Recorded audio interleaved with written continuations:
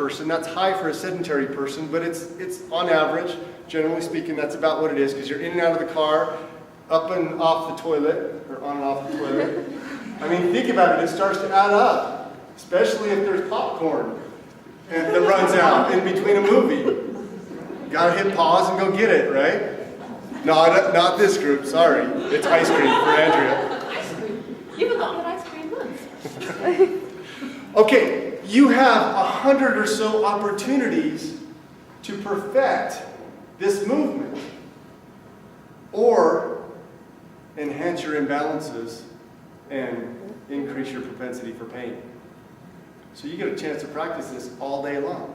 So what Andrea's going to do is she's going to line herself up. She's going to plant her feet hip width apart. She's going to make sure her feet are straight forward. I'm going to add a couple other things to it. She's going to draw her core in, slightly activate her glutes, and she's going to stand up, maintaining that. Yeah, beautiful. Now you can sit. Now you can sit down. You can do the same thing, getting in and out of the car, activating the right muscles.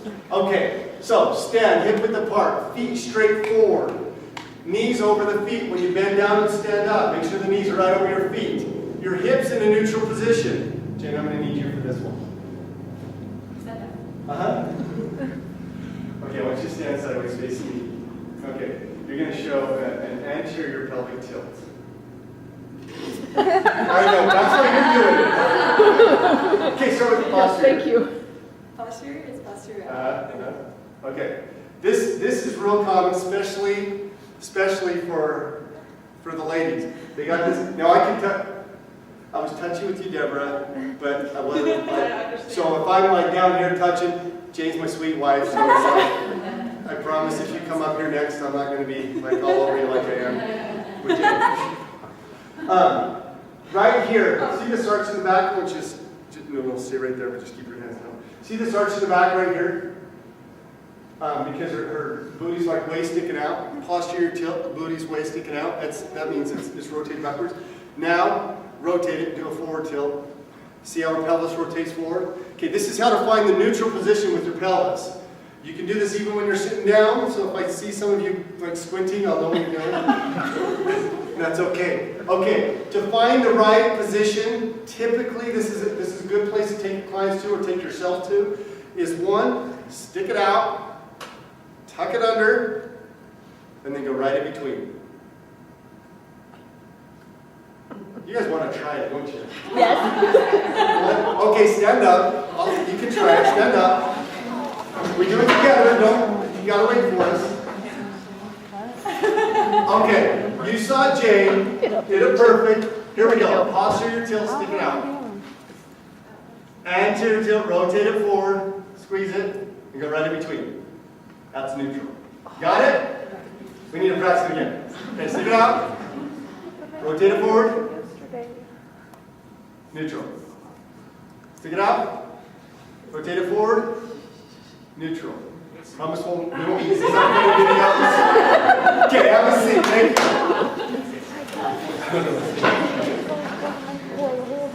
Okay. I'm going to use Jane for the other ones. I want your hips to be in a neutral position. I want you to feel that neutral position, especially if you're doing anything like bending down and standing up.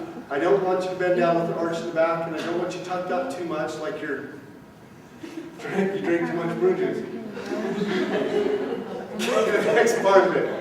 Now, I want your sternum to be lifted up. I want you to picture this. If there was a string attached to your sternum and I could pull it right here, I'm going to lift the sternum up. The difference is a lot of times when the head comes forward, the reason why is we carry an extra weight. That weight is pulling down on the chest and it's pulling the sternum down, and the head can't help but just stick out.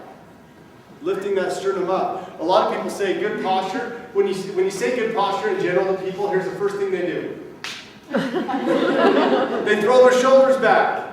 That's not good posture. What you're doing is not going to fix anything, and after the third bite of your dinner, you're going to be back to this. So what I want you to think about is I want you to strengthen what it means typically when you have shoulders that come forward, is your sternum is just dropped, and you just kind of lift it up. So watch, go slouch. That's a good slouch. practiced. Okay, now I'm gonna lift this. Go with me. Lift it up.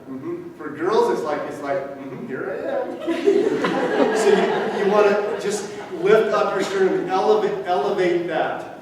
If you have a problem with this posture that's always forward like this, what happens is the neck's forward, so your traps, some of your subscalenes, they're overactive, they're constantly working, and so that tightens the muscles on the other side and just adds to the problem. So what we want to do is we want to stretch those muscles out.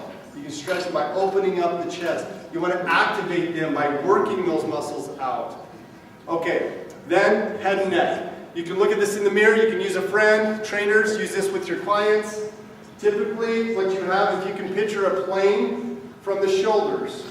Okay, picture that plane. That plane should bisect. Deborah, I wouldn't have done this on you. Should bisect about the middle of the ear. Okay, that's about where you want the head and neck to be. We'll talk about assessment in just a minute, where you can do another check on it. But sternum's up, shoulders are comfortable then. Watch this. If I'm slouching and I lift my sternum up, my shoulders are comfortable. I don't have to go from here to here. Now it's really weird. So, shoulders bisect the ear. Pretty easy enough? Okay, we got it? Okay, hit them again. Feet, hip width apart. Even when you're going down, no, I want you to go down into a squat. Hands up. Just comfortable, yeah.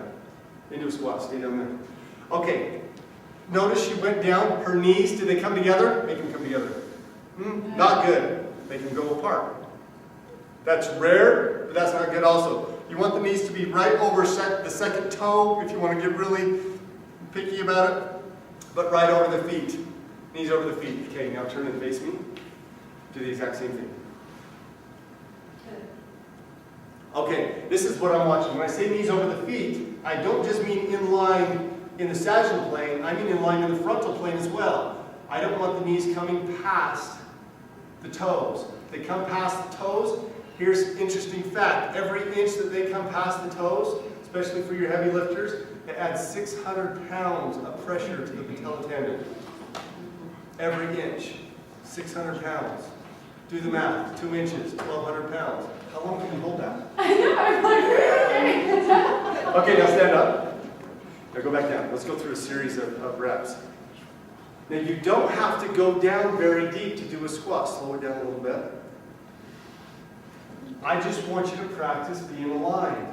When you align yourself, you can stay away from pain. And you can't tell me, nobody here can tell me that they can't go through a movement about the same as this, because you're up and down how many times a day? 120 times a day. So don't tell me you can't do about 10 of these in a row. They don't have to be that deep. Do a real shallow one. You're like, that's all you need. Let's get the movement dialed in. Eventually we'll be able to go deeper and deeper and deeper as you challenge yourself more. Okay, Jane, good job. Stay here. Assessment. Here's what we're going to do for assessment. I need another volunteer who would like to help. Sean, come here.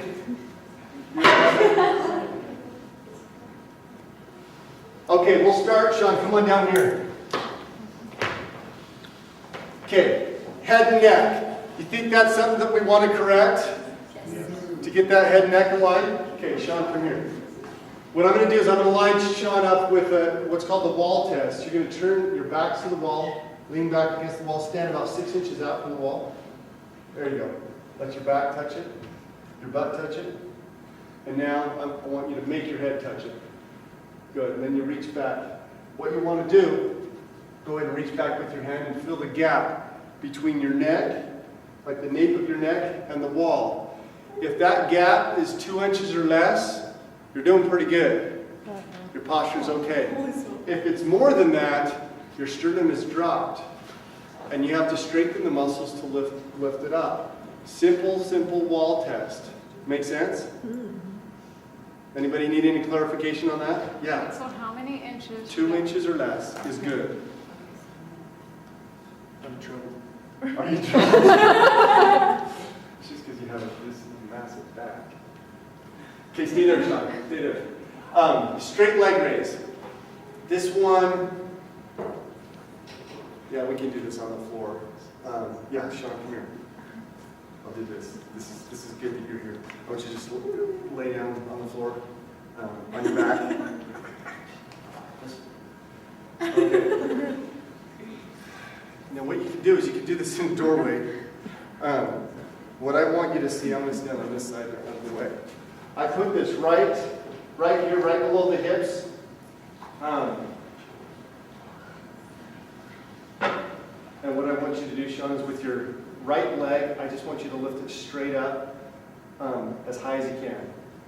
With my knee straight? Straight. The whole leg stays straight. You can point your toe and then let it out back down. Good. Go again. Good. Okay. Now, if he can hold that, he's doing an awesome job. Sean's got it dialed in. Let's go ahead and do it with the other leg. I'm going to put this on this side.